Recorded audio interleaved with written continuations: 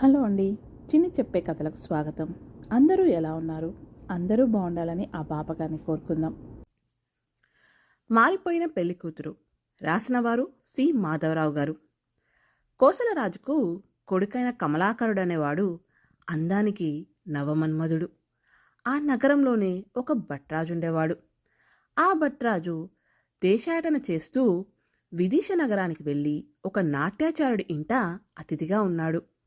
ఒకనాడ నాట్యాచార్యుడు భట్రాజ్తో, రేపు రాజసభలో రాకుమార్తె నేను చెప్పిన కొత్త నాట్యం ప్రదర్శించబోతుంది అని చెప్పాడు.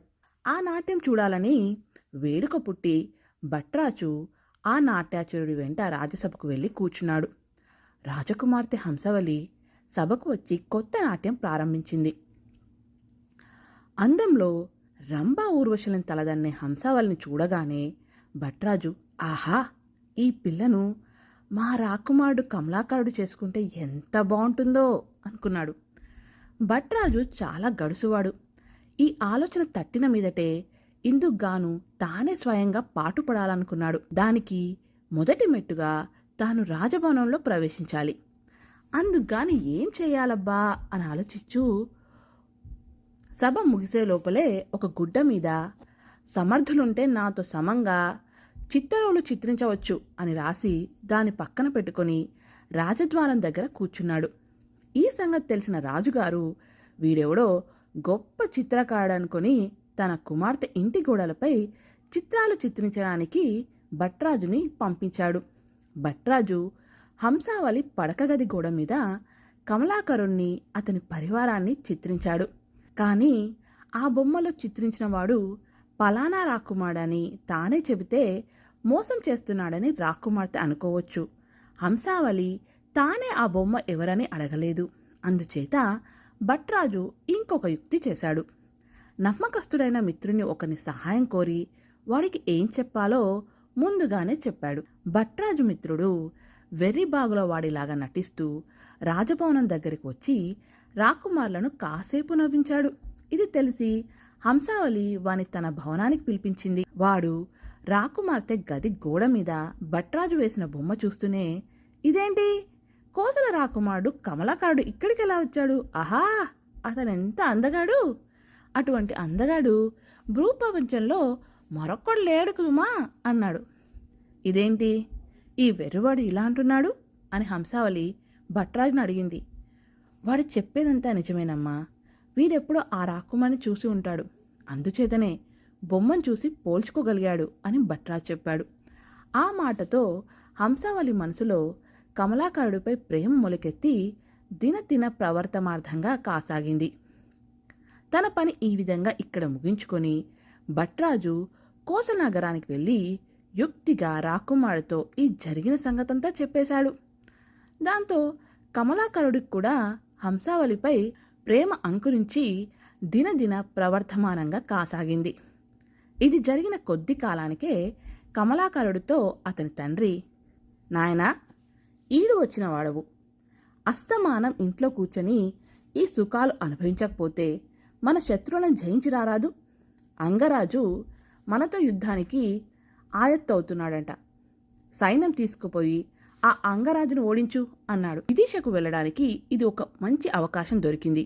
అందుచేత కమలాకరుడు తన తండ్రి మాట ప్రకారం అంగదేశంపైకి దండెత్తి వెళ్ళాడు. అంగరాజుతో యుద్ధం చేసి ఓడించడమే కాక రాజును ప్రాణాలతో బందీగా పట్టుకొని భటులకిచ్చి తండ్రి వద్దకు పంపుతూ, నేను మన ఇతర శత్రువులందరినీ జయించి గాని తిరిగి రానని కబురు చెప్పు అన్నాడు.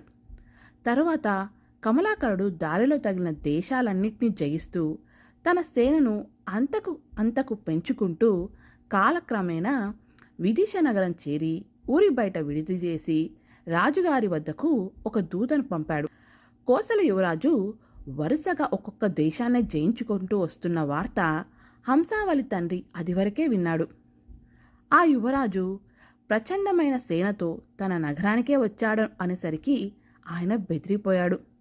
కానీ కమలాకరుడి దూత ఆయన వద్దకు వచ్చి యుద్ధం గురించి మాట్లాడడానికి మారుగా, మా కమలాకర యువరాజు గారు మీ అమ్మాయి హంసావళిని తమకిచ్చి వివాహం చేయమని కోరుతున్నారు అన్నాడు. హంసావళి తండ్రికి పోయిన ప్రాణం తిరిగి వచ్చినట్టయింది. ఆయన వెంటనే కమలాకర్ని చూడబోయి, నాయనా, కాకి తేత కబురు చేస్తే అయిపోయేదానికి నువ్వే వచ్చావా? నా కుమార్తెకు నీకంటే తగిన వరుడు ఎక్కడ దొరుకుతాడు? నా కుమార్తె మహిమగలది. పసితనం నుంచే ఆమె విష్ణువుని ఆరాధించడం వల్ల ఎలాంటి జ్వరాన్నైనా ఆమె తాకే పోగొట్టగలదు. ఇది నాకే స్వయంగా అనుభవం తండ్రి అన్నాడు. ఆయన అప్పుడే తన కూతురి పెళ్లికి లగ్నం కూడా నిర్ణయించి తన ఇంటికి వెళ్ళిపోయాడు. తనకు కమలాకరుడికి పెళ్లి నిశ్చయమైందంటే హంసావళి నమ్మలేకపోయింది. తాను ఎవరిని పెళ్లాడాలని ఇంతకాలం కలలు కంటుందో అతడే తనకు దైవికంగా భర్త కావడం సాధ్యమా? ఈ పెళ్లి కొడుకు తన గది గోడ మీద చిత్రించినవాడా, లేక అదే పేరుగల మరొక రాకుమారుడా? అతని వెంట పెద్ద సేన ఉండడం చూసి తన తండ్రి దడుచుకొని తనను వాడికివ్వడానికి ఒప్పుకున్నాడేమో? ఇలాంటి అనుమానాలన్నీ హంసావళిని బాధించాయి. హంసావళికి కనకమంజరి, అశోకకరిక అనే ఇద్దరు ఇష్టసఖులున్నారు. ఆమె కనకమంజరితో రహస్యంగా, ఓసి, నువ్వు ఆ రాకుమారి దగ్గరకు వెళ్ళి అతను నా గదిగోడ మీద చిత్రించిన కమలాకాడో కాదో సరిగ్గా తెలుసుకోనరా అని చెప్పింది. కనకమంజరి గడ్డాలు, మీసాలు, కాషాయ వస్త్రాలు, రుద్రాక్షమాలలు, జింకతోలు మొదలైనవి సంపాదించి యతివేషం వేసుకొని కమలాకరుడుండే విడిదికి వెళ్ళి అతని చేత మర్యాదలు చేయించుకున్నది. కానీ అతన్ని చూడగానే కనకమంజరికి మోహం ఆవేశించి ఎలాగైనా తానే అతన్ని పెళ్లాడాలన్న దుర్బుద్ధి పుట్టింది. అందుచేత కనకమంజరి ఇంటికి తిరిగి వచ్చి హంసావళితో, సఖీ, నువ్వు నిజంగా ఎంత దురదృష్టవంతురాలివి. నేను వెళ్ళేసరికి నీ కాబోయే భర్తను తాళతో బంధించి బలవంతంగా ఏదో మందులు ఇస్తున్నారు. అతనికి దయ్యం పట్టింది సుమా. నేను చూడగానే భూత వైద్యం చాతనవునా అని అడిగారు. నేనేదో రక్ష కట్టి మళ్ళీ వస్తానని వాళ్ళతో చెప్పి వచ్చేశాను. మహారాజు గారు నీకు మొత్తానికి మంచి సంబంధమే కుదిరిచ్చారు అన్నది. ఈ మాటలు వినగానే హంసావళి బెదిరిపోయి, సఖీ, ఈ పెళ్లి తప్పించుకోవడం ఎలా అని కనకమంజరిని అడిగింది. మనం ఒక యుక్తి చేస్తే ఈ పెళ్లి నీకు తప్పుతుంది. మరొక ఆమెకు నీ వేషం వేసి పెళ్లిపీట మీద కూర్చోబెట్టి మనిద్దరం అరణ్య మార్గాన పడి పారిపోదాం అన్నది కనకమంజరి. మరెవరికో దేనికి? ఆ పెళ్లి కూతురు వేషం మీద నువ్వే వేసుకో. నేను ముందుగానే అరణ్యంలోకి వెళ్ళిపోతాను. తర్వాత నువ్వు కూడా తప్పించుకొని వచ్చి నన్ను కలుసుకో అన్నది హంసావళి. ఈ విధంగా ఆమె కనకమంజరి తన కోసం తవ్విన గోతిలో సూటిగా పడిపోయింది. పెళ్లి రోజు వచ్చింది. హంసావళి గదిలో ఆమెతో పాటు కనకమంజరి, అశోకకరిక మాత్రమే ఉన్నారు. కనకమంజరి పెళ్లి కూతురు వేషం వేసుకున్నది. హంసావళి ఆమె దుస్తులు ధరించింది. కనకమంజరి హంసావళితో, సఖీ, ముహూర్తం సమర్పిస్తున్నది. నువ్వు పడమటి ద్వారం గుండా వెళ్ళి ఒక కోసు దూరం వెళ్ళావంటే అక్కడ ఒక పెద్ద బురుగు చెట్టున్నది. దానిలో పెద్ద తొర్ర ఉన్నది. అందులో దాగి ఉండు. త్వరలోనే నేను వచ్చి నిన్ను కలుసుకుంటాను అని చెప్పింది. రాత్రి సమయం. హంసావళి చీకటిలో ఎవరి కంటపడకుండా పడమటి ద్వారం దాటి కోసు దూరం నడిచి కనకమంజరి చెప్పినట్టు బురుగు చెట్టు దగ్గరికి వచ్చింది. కానీ ఆ చీకట్లో ఆ చెట్టు తొరలో దూరి దాక్కోవడానికి ఆమెకు అసహ్యం వేసి దానికి సమీపంలో ఉన్న మర్రి చెట్టు ఒకటి ఎక్కి కనకమంజరి రాక్ కోసం ఎదురు చూడసాగింది. అక్కడ కనకమంజరి అశోకకరికతో, రాకుమార్తెకు ఈ సంబంధం ఇష్టం లేక ఈ దొంగ ఎత్తు వేశాం. నువ్వు నా రహస్యం దాచావంటే నా వెంట తీసుకుపోయి నీకు ఎంతో మేలు చేస్తాను అని నచ్చచెప్పింది. తర్వాత పెళ్లి కూతురు పిలుచుకుపోయారు. కనకమంజరి మేలు ముసుగు వేసుకొని ఉండడం వల్ల, రాత్రి వేళ కూడా కావడం వల్ల ఆమె హంసావళి కాదని ఎవ్వరూ అనుకోలేదు. కమలాకరుడు హంసావళిని పెళ్లాడుతున్నాననుకుంటూ కనకమంజరిని పెళ్లాడాడు. వెంటనే అతను తన భార్యతోనూ పరివారంతోనూ తన దేశానికి బయలుదేరాడు. భార్యాభర్తలు ఎక్కిన ఏనుగు పడమటి ద్వారం దాటి హంసావళి వెళ్ళిన దారిలోనే నడుస్తూ బురుగు చెట్టు దగ్గరికి వచ్చింది. కనకమంజరి దడుచుకున్న దానిలాగా అయిపోయి కమలాకరుని గట్టిగా పట్టుకున్నది.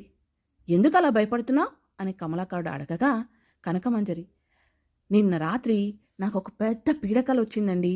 అందులో నేను ఈ బురుగు చెట్టు దగ్గరికి వచ్చినట్టు, అందులోంచి ఒక పిశాచం వచ్చి నన్ను పట్టుకొని మింగబోతున్నట్టు, అంతలోనే ఒక బ్రాహ్మణుడు వచ్చి నన్ను కాపాడి పిశాచితో సహా ఈ బురుగు చెట్టును తగలబెట్టినట్టు వచ్చింది. ఈ చెట్టుని ఇప్పుడు చూడగానే నాకు ఆ పాడుకల జ్ఞాపకం వచ్చి భయం వేస్తుంది అన్నది. ఈ మాట విని కమలాకరుడు తన భటులతో, ఈ బురుగు చెట్టును కాల్చివేయండి అన్నాడు.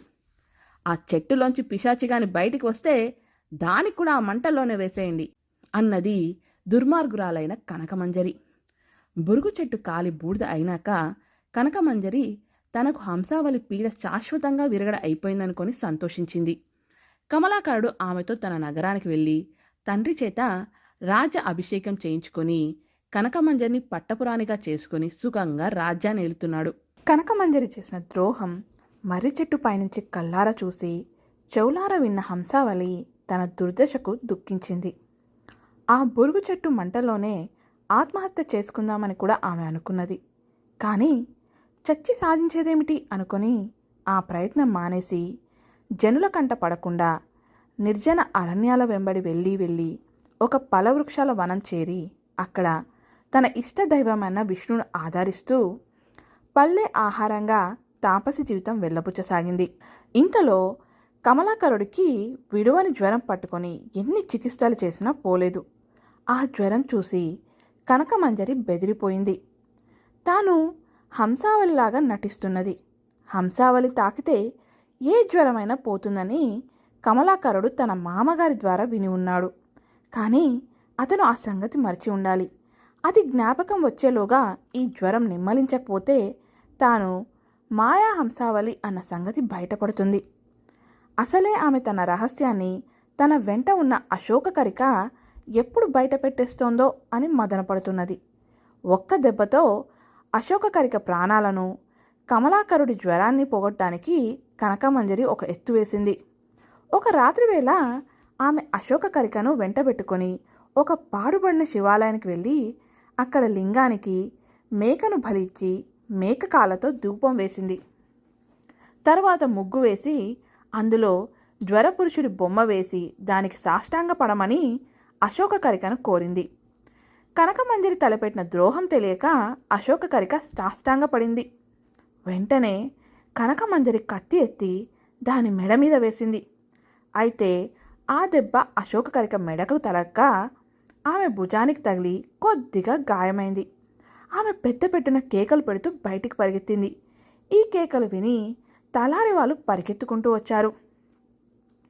అశోకకరిక మూలంగా గుడిలో ఉన్న కనకమంజరిని, గుడి లోపల దృశ్యాన్ని, ఆమె తలపెట్టిన ఈ నరబలిని అర్థం చేసుకొని కనకమంజరిని చావ చితక్కొట్టి కొత్వాలు దగ్గరికి ఈడ్చుకుపోయినారు.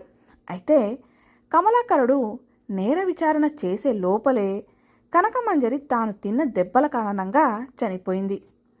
కనకమంజరి చేసిన దుర్మార్గమంతా అశోకకరిక ద్వారా విన్నాక హంసావళి ఇంకా జీవించే ఉన్నదని కమలాకరుడికి అనిపించింది. ఆమె చెట్టు తొర్రలో దాగి ఉన్నట్టయితే దాన్ని తగలబెట్టినప్పుడు బయటికి రాకుండా అందులోనే నికృష్టమైన చావు చావదు. ఆమెను వెతికి రమ్మని అన్ని వైపులకు అతను మనుషులను పంపాడు. వారిలో